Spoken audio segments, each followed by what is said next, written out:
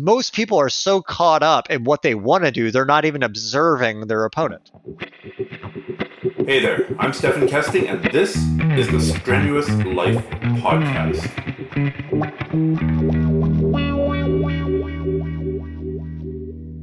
Ladies and gentlemen, I'm very, very happy that John Thomas is back on the podcast. John was a guest in episode 257, which seems like a lifetime ago, and I'm bringing him back to talk about the closed guard. Obviously, this is related to the fact that we've just released the closed guard system, a really, really concise and very focused instructional on the closed guard. But I think it's a great opportunity to talk about sort of the guard of Jiu-Jitsu and how it applies now, 100 years after the Gracies were busy choking out boxers in Brazil. But we'll just start with John. How are you doing? Doing good. Just got back into Sweden. Actually, just got my permanent residence situated here, focused on coaching the students. So everything's going really good. Oh, good. Yeah, you were the Scandinavian nomad there for a little bit. You ended up in, was it Finland that you ended up in, or Norway? Yeah, I was in Norway, actually, with Tommy Langaker and Espen Mathisen at Wolfing Academy training for 3 months. I went there at the beginning of the year. And kind of funny, I actually ended up getting deported because there's a bit of a disagreement on the border policies, because as an American, you can only be in the EU for 3 months at a time. Mm-hmm. But I have a work permit to be in Sweden. So I visited Norway to train, and the way the law reads is that if you have the right to stay in one EU country, you have the right to stay in any EU country while you have a work permit. But Norway took it to mean differently, so we had a disagreement. So they ended up deporting me from the country. I can go back, but I got to have the whole experience of being deported, which was kind of fun. They put me on like a deportation truck and then took me to the airport and stuff. So I kind of got to feel like Hannibal Lecter. That was pretty fun. Oh, wow. Yeah, well, border agents are usually known for their compassion and their willingness to listen to your interpretation of the law. Yeah, for sure. It was really funny, though, because I ended up having to fight, because originally they tried to ban me from the country for like some amount of time. And then I just found a lawyer. And the way it works in Norway is they pay for your own lawyer. So they charged me with this ridiculous overcharge. And then the Norwegian government paid for me to get a lawyer. So then I went to this law office that was near the gym. And the guy that I got hired ended up being some like the analogy of Johnny Cochran of Norway. So whenever I would say his name, I'd be like, oh, I got Eric Leah. People were from the Gutenberg massacre. It was this well-known defense attorney who was over the top. And when you Google him, there's all these pictures of him. And he's always smoking. And apparently it's illegal to smoke inside in Norway. And apparently all the pictures, he's smoking. And apparently he's such a good lawyer that he no one can stop him from smoking inside. So it was this whole thing. So it ended up being a really fun trip. And I also, the jiu-jitsu was really good, by the way. So it really improved my berimbolo and crab ride game a lot, training with Tommy and Espen. Okay.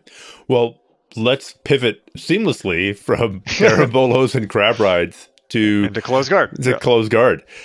I mean, I'm old enough to remember when there were still jiu-jitsu schools where you would never open your closed guard.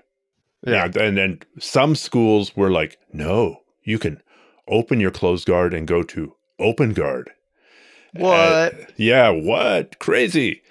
And it was before the trend for half guard even started. Yeah. So I think there's no debating that for a long time, really there was closed guard and that was it. Yeah, for sure. Yeah, I mean, closed guard, it still is, in my opinion, one of the most powerful guards in jiu-jitsu. And, I think people are always thinking out of it oh, it's do I play closed guard or do I play this guard? I really think to have a complete game, you need all of the tools in your arsenal. I was listening to an 80s montage music thing the other day, and they had a clip from Bloodsport with Jean-Claude Van Damme talking to his Shidoshi or whatever. And I just remember him mentioning to his Shidoshi, you taught me to use all styles. And it was this really cliche martial arts movie thing. But I think that there's a lot of truth in that too, though. You need all of the styles. And I think that in the beginning, a lot of people were closed-minded no pun intended, were closed-minded to using open guard. Well, I feel like it's gone full tilt the other way, where like more modern people almost view closed guard as like a basic thing you don't use anymore, and it couldn't be further from the truth. I still think closed guard is probably one of the most powerful guards in all of jiu-jitsu.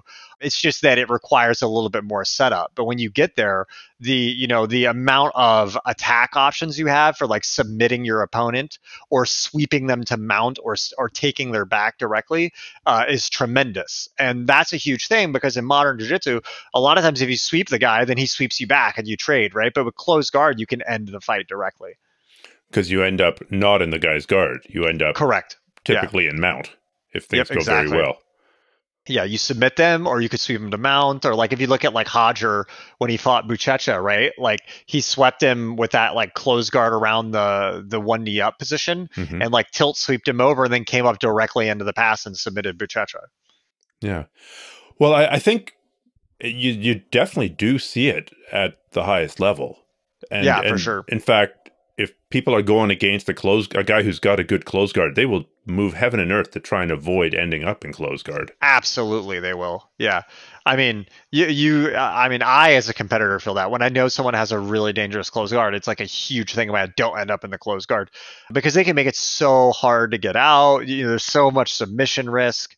And a lot of people, they just don't spend enough time working on defending it. So it is a huge glaring hole for people, so it's just knowing the context of the situation to go for it. But if I'm in a match, I would say the time that close guard maybe struggles is like, let's say that you're down by 2 points and there's like 30 seconds left in the match. That's where, opening your close guard to try to make something happen makes a lot of sense, because someone can stall from there. But if you're up on points, or it's like a neutral situation, I feel like close guard is the more dominant position. It depends on the time, But if I'm in a good position where it's neutral on points and everything, I'm never going to give up close guard. I'm going to keep that and try to attack them and submit them and everything as much as I can. Well, let's say you and I are in a match and I'm ahead on points, and you pull close guard or you end up in close guard. My only goal at that point is to stall, right? Why? Yeah. If I can just shut down your hips and keep my hands reasonably safe. 100%. Yep. But if I'm behind on points, now I have to pass. And in that effort of having to pass or make something happen, I've got to create openings. So, and that gives you the opportunity to attack and submit. 100%. I mean, close guard, from white belt up to purple belt, like almost all of my matches, I used open guard a lot too then. But, almost all of my matches I won from close guard, because at some point I would get an almost sweep, an almost submission that closed my guard. And the whole nature of the position is different. The opponent on top cannot stall, so they have to take action. And then they start exposing all these opportunities for submission. So what dumb mistakes do opponents who are, say, behind on points or highly motivated to make something happen in your close guard make? What are the classic errors that they make that you can then capitalize on to sweep or submit them? It's hard for me to say if there's like a major mistake that they make. It's more that they just don't stall. Because I think like if someone just wants to make nothing happen in close guard, the big thing they'll do is kind of put their head down on like their forehead down, and then try to get like both lapels or your armpits and just kind of keep their elbows super tight and not move there. But it's very hard for them to open the guard that way as well. So it gets a bit stifled. But as soon as they actually start trying to posture up and like frame on you and progress to stand, then they start exposing things. So I don't know if there's like a major mistake they're making. I mean, the most common one I get is probably that overhook triangle setup. I feel like that's one of the most powerful attacks in all of jiu-jitsu, honestly. Like I've done that to so many world-class black belts. You get them in close guard and they have to do something, it opens up. But I would say the big thing is just that they actually have to try to pass and posture up. And then if you watch like the series that I filmed with you, when you understand how to separate each position by like, one hand is high, one hand is low on the hip, both hands are high, both hands are on the hip. There's only so many positionings the guy can be in. And when you know how to unravel each of those and break his posture for it, it's very difficult for your opponent to get anything going. Mm-hmm. Well, you really do organize your entire game around grips, it seems. Both in the closed guard and in the open guard. Yep. And both the grips that you have and the grips that your opponent is using. Yeah, for sure. I mean, it's analogous to like, chess, not to use that analogy, but people use that. It's kind of overdone, but I think it's very good. Is that in chess, there's two aspects of chess. Some people like memorize openings, and a lot of people kind of talk poorly about that. Like you're just memorizing openings. You need to understand the game.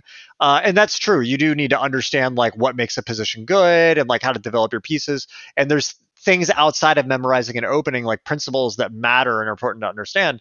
But at the same time, in the beginning there is like only so many basic openings, and you benefit a lot by understanding those. And it's the same in chess. It's the same in jiu-jitsu. There's only so many grip variations someone can actually do.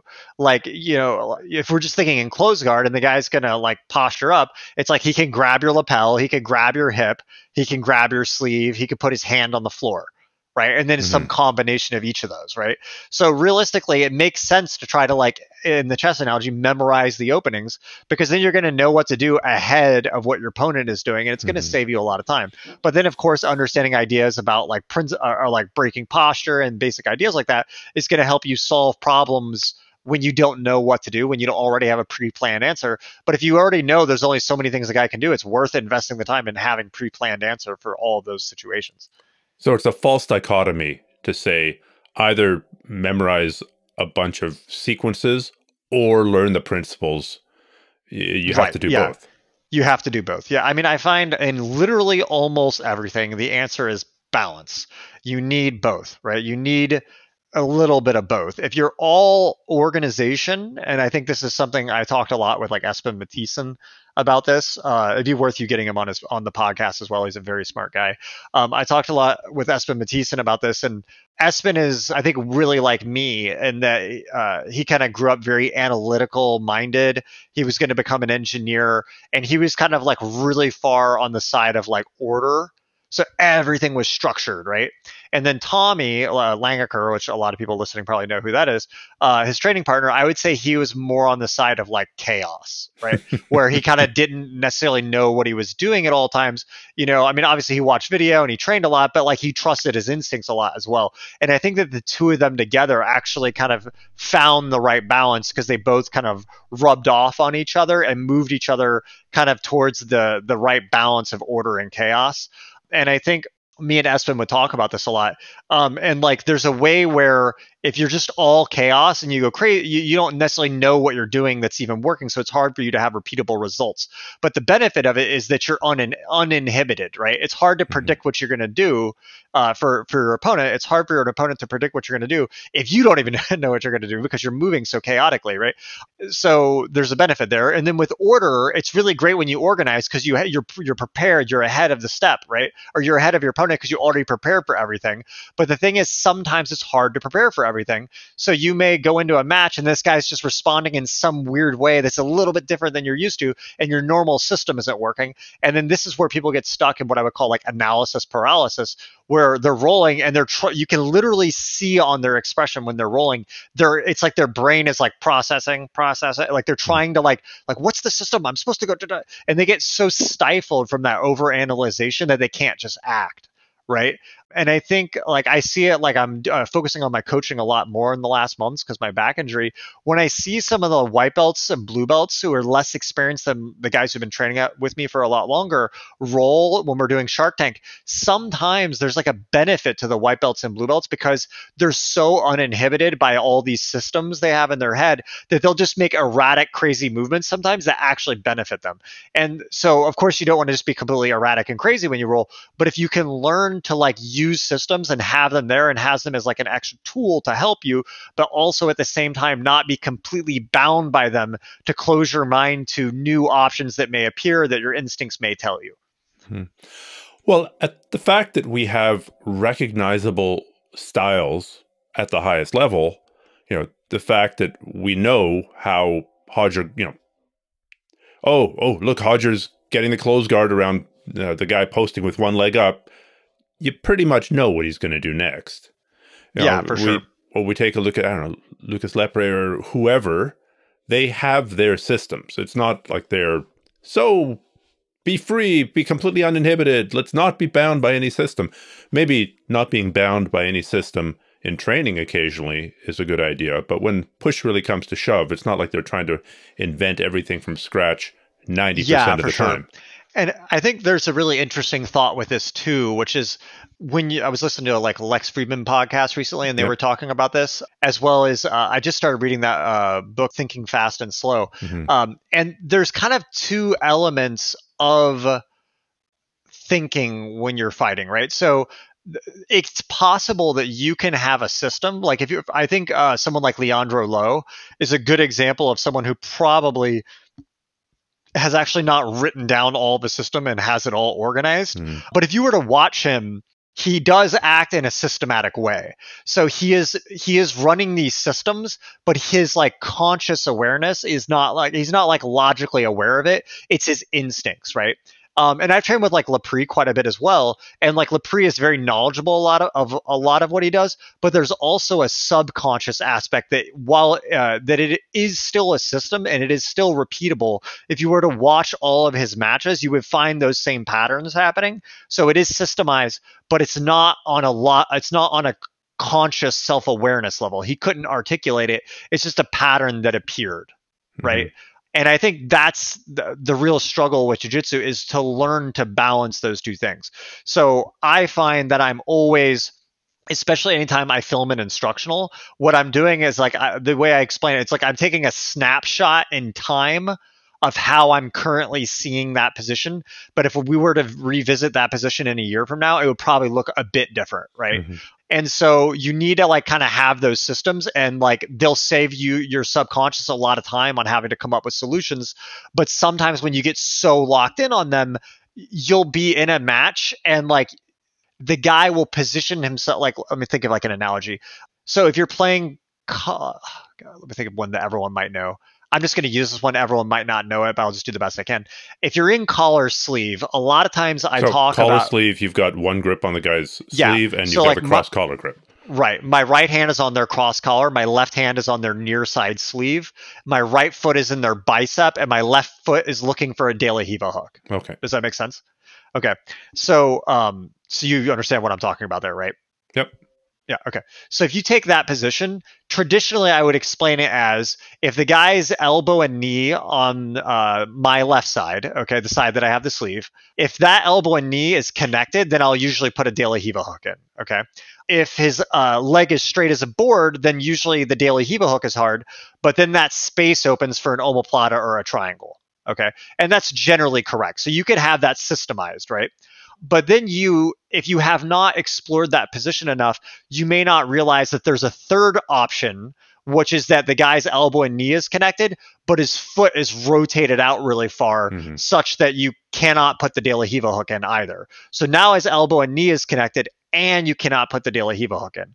So it's possible you could be rolling with someone and not even be aware that that's the pattern that's causing it, but like you would just be like, I can't put my De La Hiva hook in for some reason, and I don't know why, right? And that's where sometimes when people get so stuck in their system that they'll be rolling in that situation, and then they'll see, well, the elbow and knee is connected. I'm supposed to be able to put the De La Hiva hook in. And that's where sometimes systems can go to a point that if you get too locked on the system, that it can actually stifle you, because then if you were to be more flexible and adapt around it, you would on the fly try to find a solution. So I think people always need both. But in the reality, from an instructor perspective, I can't really write an instructional on how to improvise, because that is a subjective internal experience. So I'm just calling out that is also an important thing. But all you can really do, of course, is to study an instructional and understand that system and how it works, but not bind yourself too hard to it such that you're like limiting your own progress, if that makes sense. This is like super meta. Yeah. Well, I'm going to try and use another analogy that has nothing to do with jiu-jitsu. And I once studied art under a teacher who was kind of old school. And her point was that before you go to do abstract art, you have to be able to do realistic art. Before Picasso invented Cubism, he was a very, very, very good classical painter. He didn't directly go to Cubism. If he had wanted to paint an apple that looked like an apple, he did, and he could have. And once you've mastered the form, you can then dissolve the form, as Yeah, opposed to I people who go totally agree. Yeah. directly to splashing paint all over the place without the ability to put paint exactly where they want to put it. And I think in many ways, jiu-jitsu, if you just tell a beginner or even, I don't know, blue belt, purple belt, just go and do whatever you want, be free, they will totally flounder. It's they need the systems in order to know, in order to run into the edges of the systems and go, oh, I need to invent something completely new here. But just Yeah. starting with inventing something completely new, that's not the most efficient. It's like all those martial arts that are trying to independently invent jiu-jitsu without training any jiu-jitsu. Yes, we have grappling as well in no-show, Shiodan karate. It's all in the Yeah. kata. Let's roll around on the ground. And it's a disaster because they don't have the underlying systems to even begin to rebel against. You need to know what you're rebelling against before you can start to rebel. Yeah, absolutely. I mean, for me, I think so there's like kind of two main aspects of jiu-jitsu. I would say like micro and macro. So I think I totally agree with you. Like when I have like a newer student, the first thing I'm focusing on is developing individual positions and systems. So like how good are you from close guard, right? So like we can isolate that into an entire system that gives you an answer for most of the common responses the guy can do. And then you spar from there. And then we separate, collar, sleeve, double sleeve, De La Riva with the far sleeve, De La Riva with the cross collar. And there's only so many foundational grips. As you have like a foundational basic understanding in all of those, then you can start unlocking these more like higher level combinations where you transition between the positions, right? Mm-hmm. But you can only transition and create up to the level of your actual individual understanding of each individual position, right? So if you're not good at collar sleeve and you're not good at double sleeve, you're probably not going to be great at creatively combining them because you don't understand them in of theirself, right? So I do think that 100% you need to start more on the level of order. And as you develop really good order and good skill in that, then you need to find your way to kind of be more adaptive, right? And I think that is a personal thing. I think for each individual and what they need to unlock is a little bit different. I think probably me and Espen are the exception in that I would say 95% of people need to become more ordered in their jiu-jitsu, not more chaotic. Mm-hmm. But I do think that there's some people that are so hyper over analytical and they've analyzed it so much that they benefit a little bit by moving back the other way. Well, that's fair enough. In terms of bringing order to the close guard, can we just go through the major grips and the major systems that you think are a good starting point? And we're doing this in an audio-only format, so we're going to have to be very descriptive in what we're doing. Yeah, sure. That's no so problem. I'm in your close guard. What is the first grip that you're going to go for? And what are your first attacks that you're going to go for? So the first thing I'm always assessing is what is the positioning of my opponent, right? And that's true in really any guard, right? I'm always looking at the positioning of my opponent, and then I decide from there what my next attack will be, right? So if I'm in close guard, I'm looking at what are his hands doing and like how is he postured. Generally, it's what are his hands doing. So I usually start off by explaining the idea of how to break your opponent's posture forward. So if we imagine that our opponent, for whatever reason, had his hands in the air like Frankenstein, if I just use both of my knees and pull them to my chest and I kind of do a crunch, I can break my opponent's posture forward and he's going to fall into me. If his posture is completely broken and he's fallen into me, he cannot unlock my guard. Okay. So when you break them forward, they will have to use their hands in some way to maintain their posture. Right. And then that's going to manifest in a few different ways. The main ways are going to be they're going to grab both of your lapels and stiff arm. They could grab both of your lapels with one hand and then take the other hand and pin your hip. Or they could grab your hip with both hands, that's kind of the first one people learn, where they put both hands on the hips. And then another alternative might be they would put both hands on the floor. That's like a terrible option for them. And then the last one would be they lean so far backwards that you cannot break them forward. So I would say those are like the main 5 ways the guys are going to position themselves. So depending on what grip set they choose, I'm going to make choices based around that, right? So if they go both hands high, I'm usually looking to pummel their grips and kind of dig for an overhook or something. If they go both hands on the hips, they're usually a little top heavy, like a tripod that's got one leg in too much, and I can grab their lapels and kind of pull them over their grips and make them collapse forward into me, and then I can start building from there. If they have one high and one low, I'm usually looking to break the grip that's high, and that's kind of like that Hadra Gracie attack where you break that grip off your lapel and drag the arm across the body. And then if both hands are on the floor, I'm usually looking for an overhook or like a Kimura. And if they're leaning back really far, I'm looking to do more of like a hip bump sweep type variation. Now, after you understand how to break or start to attack all of those different grip positionings you can have, then I'm progressing to what I would call an attacking grip for me. And in this series, I talk about the three main ones being the high guard, which is usually where you get their arm or their elbow to about your belly button, and then you relock your guard high over their shoulder.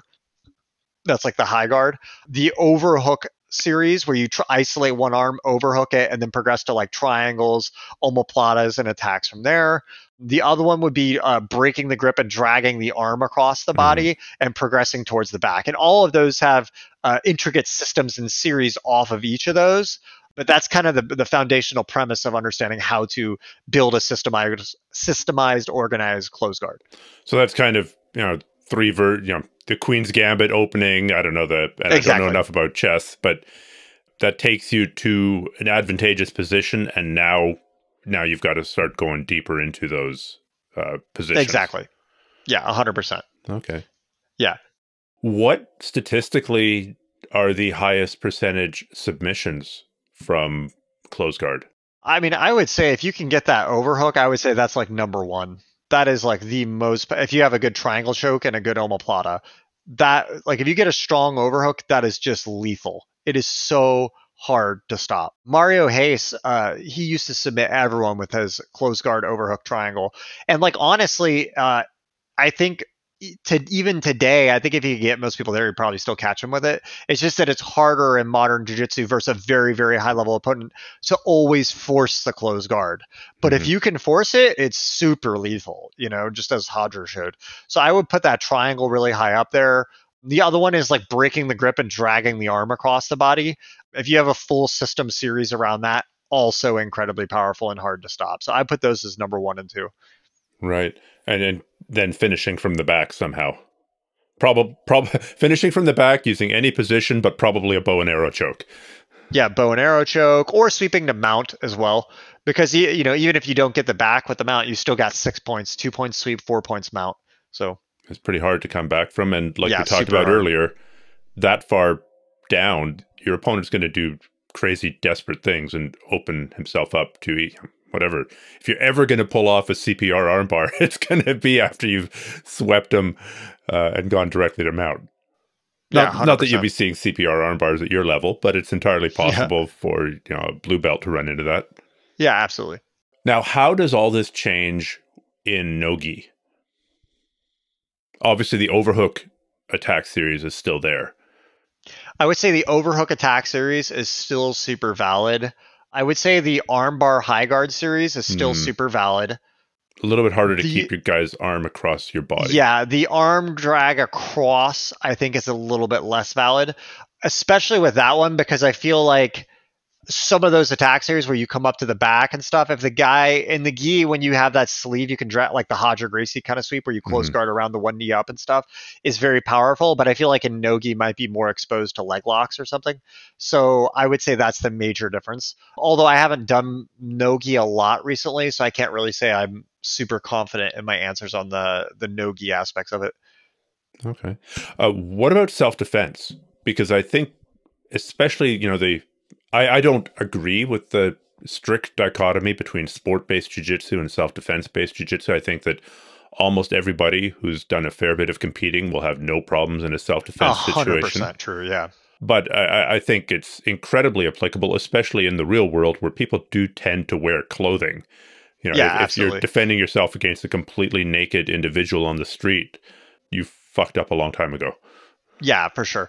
100%. Yeah. First off, like, it's so weird to me when people get so into like, oh, this isn't going to work for the street, bro. It's like, dude, after you've been training a few years, like, no one is really like worried about like the street fight. We're Mhm. not really preparing for that. And if you are, then you should be doing MMA at some point, right? Mhm. Like, learn the foundations of jiu-jitsu, but then you should also be working on your boxing, Yeah. working on your wrestling, Your weapons and you should, awareness. I think that's yeah, probably the single biggest blind spot of jiu-jitsu guys. It's like, yes, you can get the guy in your closed guard, but he might have a knife. But yeah, that's not a 100%. magic solution. I mean, show me a better position to be on the ground when the guy's got a Yeah. knife. There, Yeah, exactly. So it's like there is a bit of like I feel like a lot of people are using the self-defense claim as like a defense mechanism around the fact that they don't want to have to evolve. They're very Mhm. comfortable with what they know, so they just don't like that, right? And I could even make the argument that even open guard in a street situation is still pretty viable in the sense that like Hell yeah. having your feet towards like the biceps, and when you can up kick the face, which in the UFC you can't up kick someone who's on their knees or has one knee on the floor. In a street fight, you could just like, bicycle kick someone in the face as much as you want.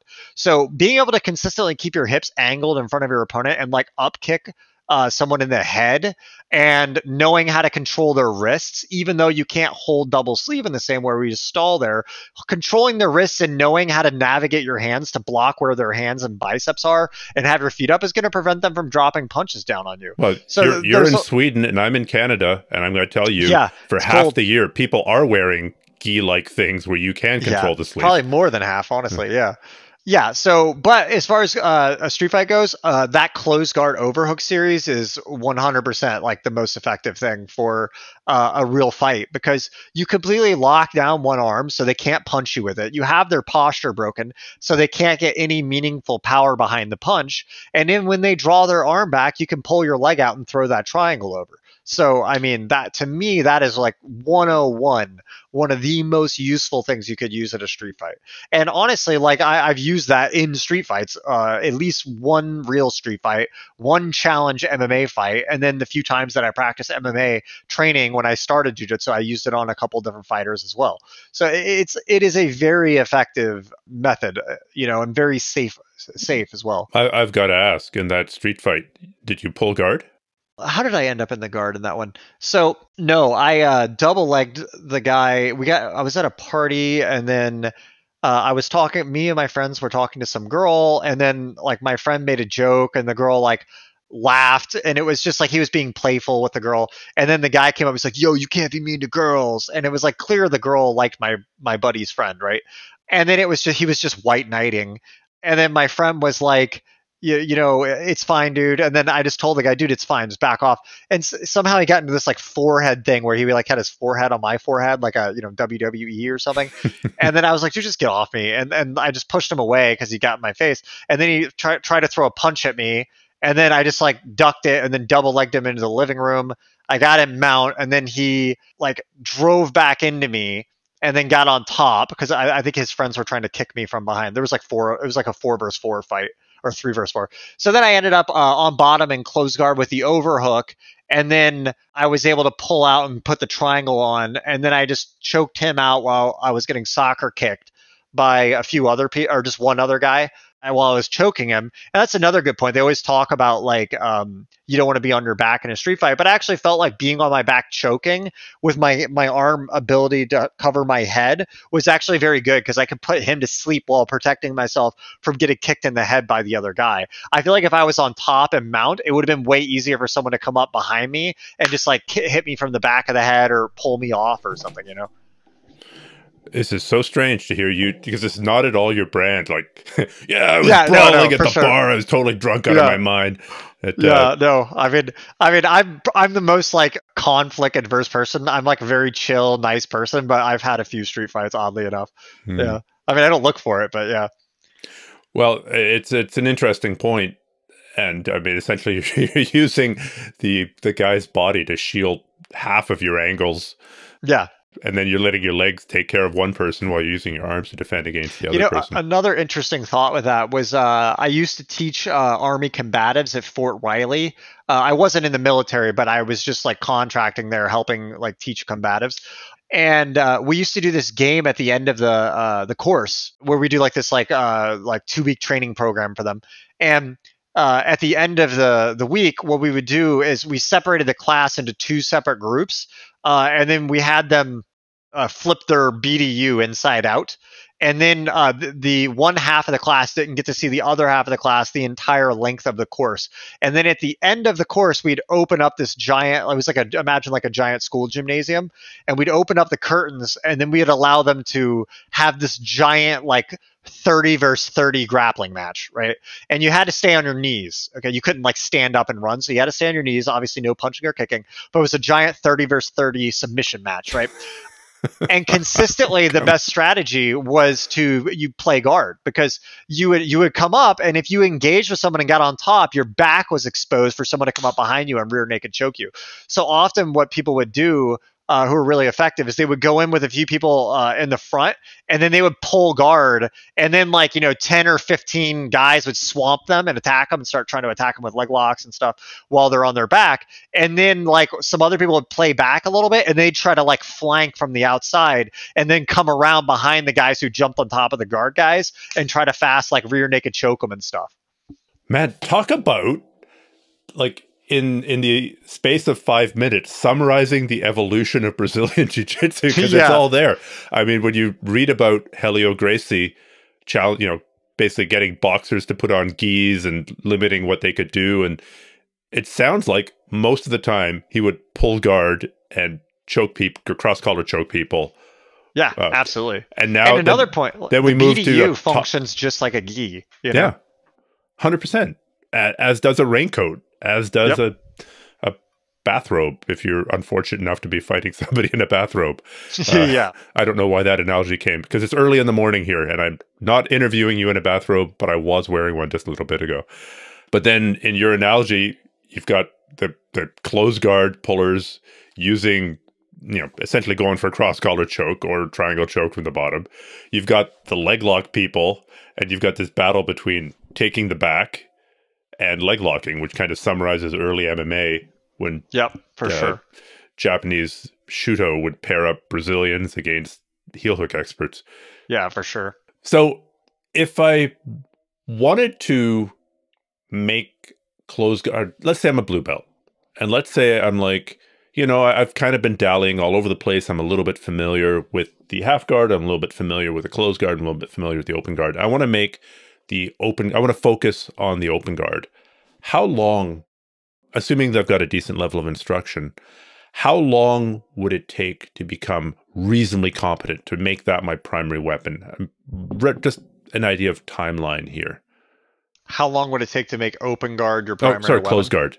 Well, close guard, okay. I think close guard is somewhat simpler than open guard, and so that's, I'm guessing it would take quite as long.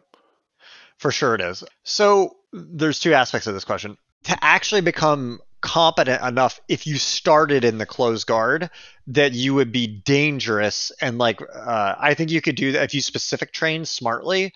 I think you could do that in a month. I think you could become very dangerous with your closed guard in a month.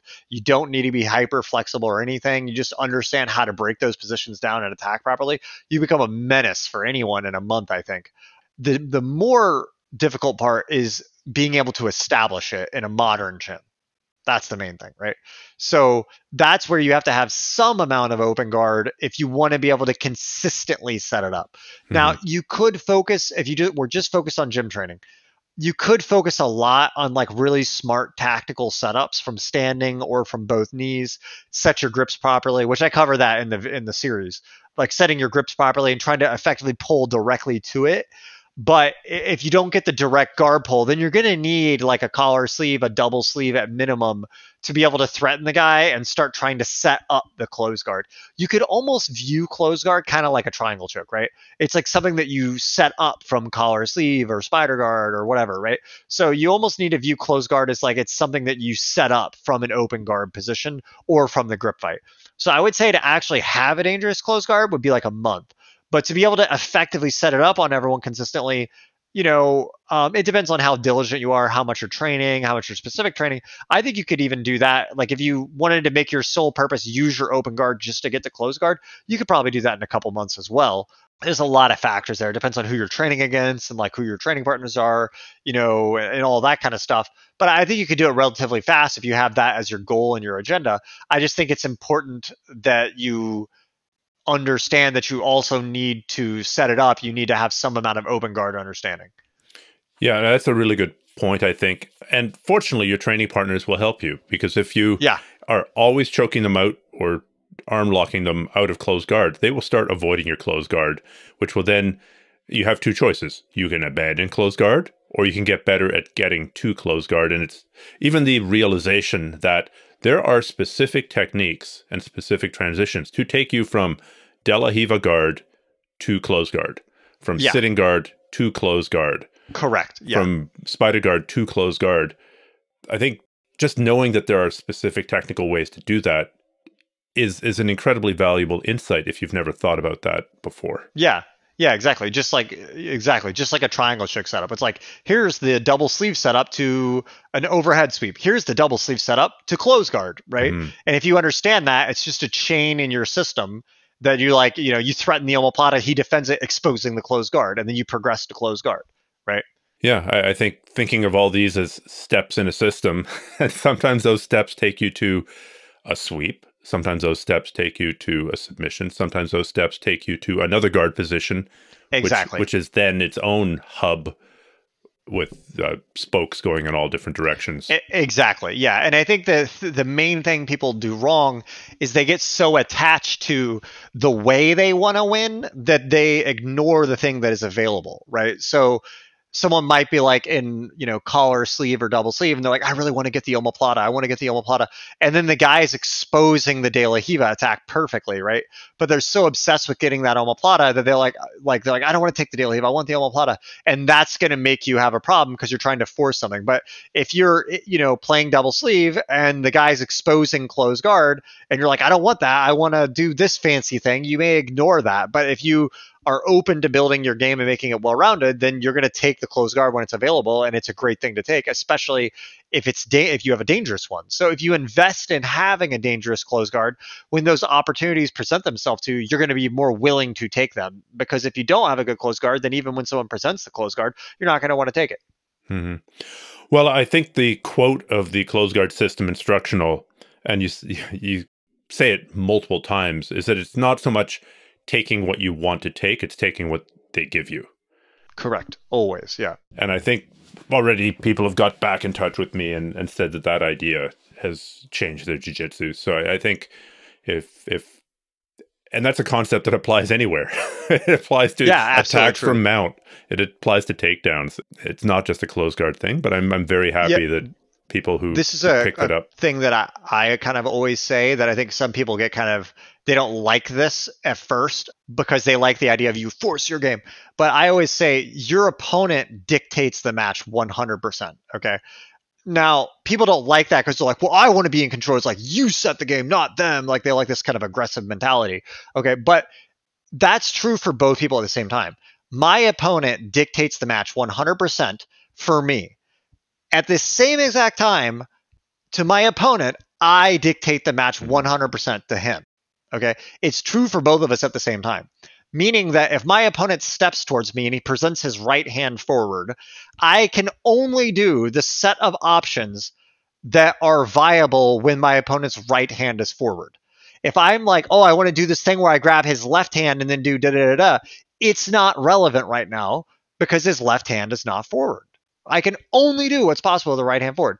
At the same time, when he puts his right hand forward, right, he can only do what's viable based off of the body positioning that I'm in. So it's a feedback loop for both of us where we're reflecting on the positioning of our opponent and making the best valid choice considering our skill set for that situation at the time. And that's not only important for how to fight effectively, but it's important for how to learn effectively. Most people are so caught up in what they want to do, they're not even observing their opponent. What I mean by that is, if you just observe your opponent and go, where is he? You'll see the body positioning of your opponent. And like, an analogy I'd like to use is like, okay, so if I ask you, what's the capital of America, right? It's like Washington, D.C. You didn't, before this podcast, remind yourself. Now, remember, Stephen, that if he asks me what's the capital of America, it's Washington, D.C. You didn't have to remind yourself of that, right? Mm-hmm. Like, you just know that. So it just comes out of you easily, right? It's ideally on the highest level. That's what you want with jiu-jitsu. You don't want to be going into it going, if he does this, I'm going to do this. If he does this, I'm going to do this. Because then you're so stifled. No matter what question John Thomas is about to ask me, my answer is grilled cheese sandwich. I'm imposing my game.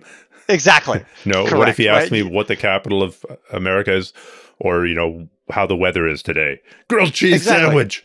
Grilled cheese sandwich, right?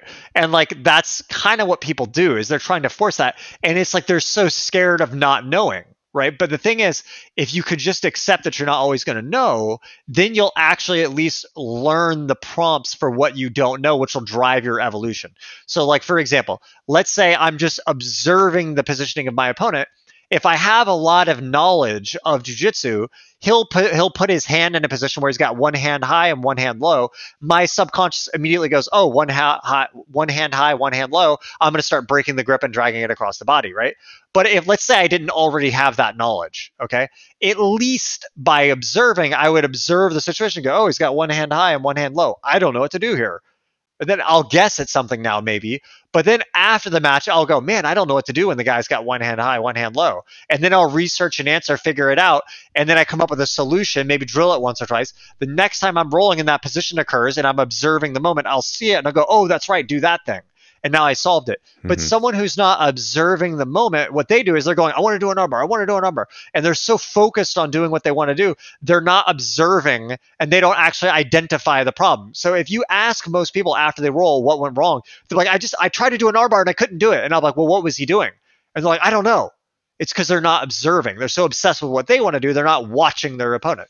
And when you learn to observe your opponent, it's not like a miracle cure. We're just going to become good overnight, but you actually start reflecting on what's causing you problems and you'll start finding solutions. Well, I mean, that's amazing advice for the closed guard, the open guard, the half guard, the inside out, upside down, pistachio nut guard, and probably other aspects of life, although we will at some point release the How to Master Your Life system with John Thomas. But that'll be when I move on to my career as a motivational speaker, which is never. Yeah. So, well, thank you so much, John. Oh, no problem. Thank you. It's always fun doing the podcast. If people are interested in checking this out, they should go to grapplearts.com/closed guard or use the Google machine and they will inevitably find it. What's next for you? You said you've been doing a lot of coaching? Yeah, so my back is kind of hurt again, so I really want to get back to competing at like a world-class black belt level in the adult. I really feel like I have like 1 or 2 more years I want to try to get out of that in me. Unfortunately, I just cannot control injuries, and like that's been the huge difficulty in my career, is figuring that out. And it just seems like, there's a bit of fortune that either has to be in your way for that or whatever reason. So I've kind of realized that, from a long-term career perspective, I think, regardless what happens with my competition career with injuries, is that, I'm really going to want to focus on becoming the best coach that I can be and producing students that are winning world titles on that level. So that's becoming, especially right now while I'm injured, my number one goal. So I'm focusing on that a lot. I'm going to be putting out a lot more YouTube content on my own students' evolution and the techniques and things we're evolving as a team, as well as like with my YouTube channel, I just started like a free basic website because sometimes like on YouTube, the algorithm you have to like title videos in a way that are very like clickbaity, so like if I labeled things in a way that I wanted, which would be like collar guard overview, right? Mm-hmm. Those won't do well. So I'm trying to use like YouTube as well as like the free website so that I can give people more organized content, and then also use YouTube as a platform that gives these more broad overview videos that kind of like gives people kind of broad perspective, and then I can use the free website for more organized content. What's the website, John? Right now it's just www.johnthomasbjj.com. You have to put the www part right now. I'm trying to figure out why that is, but I'll get that fixed soon, hopefully. But yeah, www.johnthomasbjj.com. I just have a few basic free series up there now, but I'm adding more to it by the week. And on Instagram, you're johnthomasbjj.com. Yeah, on Instagram at johnthomasbjj and on YouTube, johnthomasbjj. There seems to be a theme here. There is a big theme there. Okay.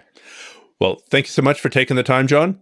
Good luck with your training. No, thank you. I hope your back heals up. I'll send you the link to the interview I did with Stuart McGill, Dr. Stuart McGill, who's probably I would like to hear that. Yeah, one of the world's best spinal biomechanicists, who's worked with people like George St. Pierre, and I think that's helped a lot of people I know, and hopefully it gives you a little bit of insight into your back issues as well. But I need to check that out for sure. Take care, and good luck with everything. Thank you.